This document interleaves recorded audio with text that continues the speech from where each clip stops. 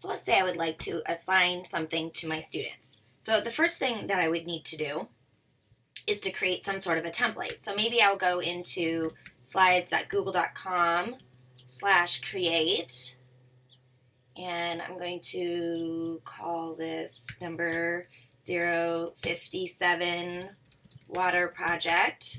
Now I don't like that there are 11 layouts, like no one needs that. So I go to view and master, and I just delete all the extra layouts because I don't need them. And then I design the slide master, so I'm going to make this background blue. And I just create my graphic organizer on here. So I'm not going to do anything for reels because I want to be fast. But say I have some sort of a template of something that is what I want my students to add a slide and design. I can actually just go ahead and close that. I don't need it anymore. And then I'm going to make a new tab. I'm going to go to alicekeeler.com/group docs. And it's going to prompt me to make a copy. Now what I need is the student's first name, last name, and email address. Because, I totally have that all off the top of my head. Not. So if you go into any assignment in Google Classroom, any assignment, and you click on the assignment title, and you come over to the settings wheel, it says copy all grades to Google Sheets. So I'm going to go ahead and click that. Now, I don't put grades in Google Classroom. Research shows if you put feedback next to grades, the assignment becomes about the grade and not about the learning. So I always recommend that you separate the two. But this does give me a roster of all my students and their email addresses. So I can just go ahead and copy those and paste them right into the GroupMaker document.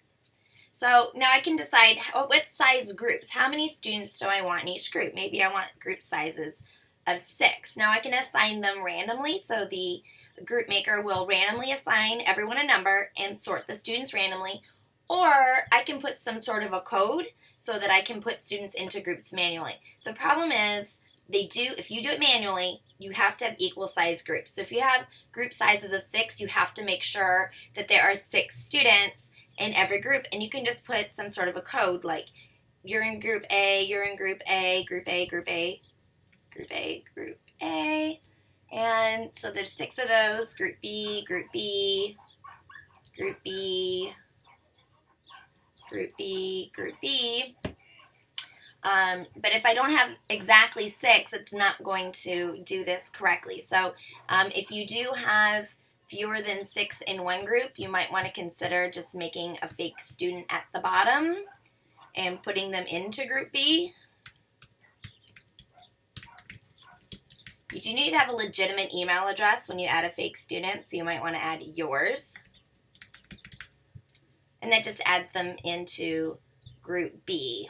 1, 2, 3, 4, 5, 6, right? So then I can go to add-ons. You would want to do the whole roster, by the way.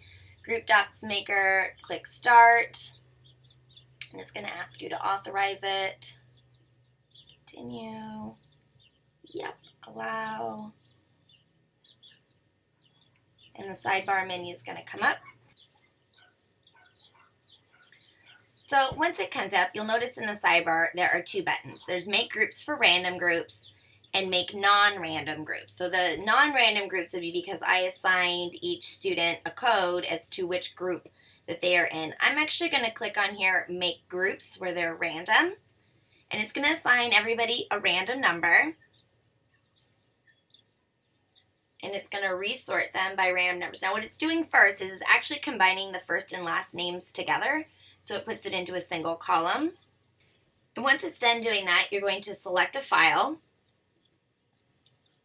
And what file do you want to use? I think we had number 057, or was it 58? Yeah, 57, my water project. So I'm going to select the template that I just made.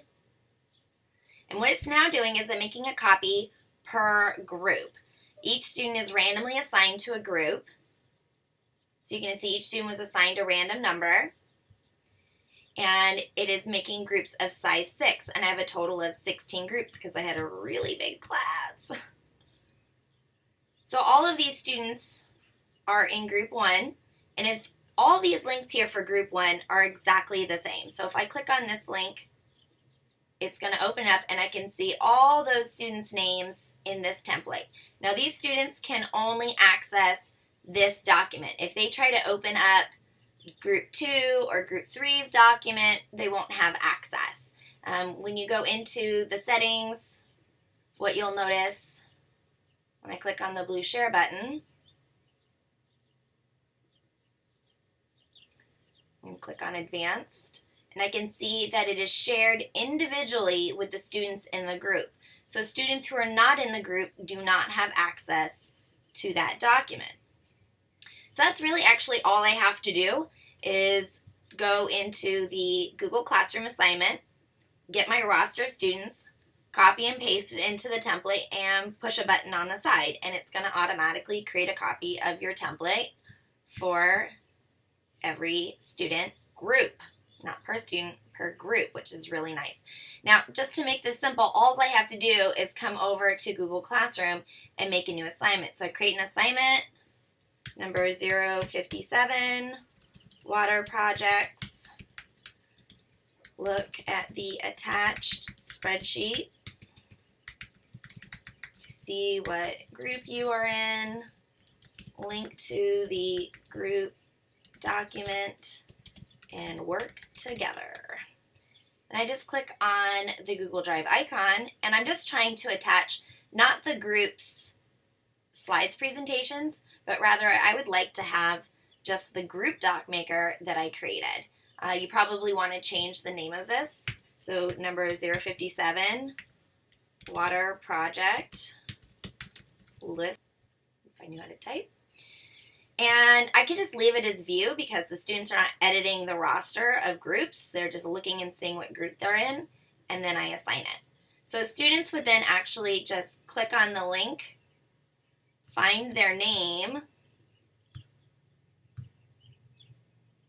All right, so if I am Hank, I would click here on group 7, and I'm now in the groups document with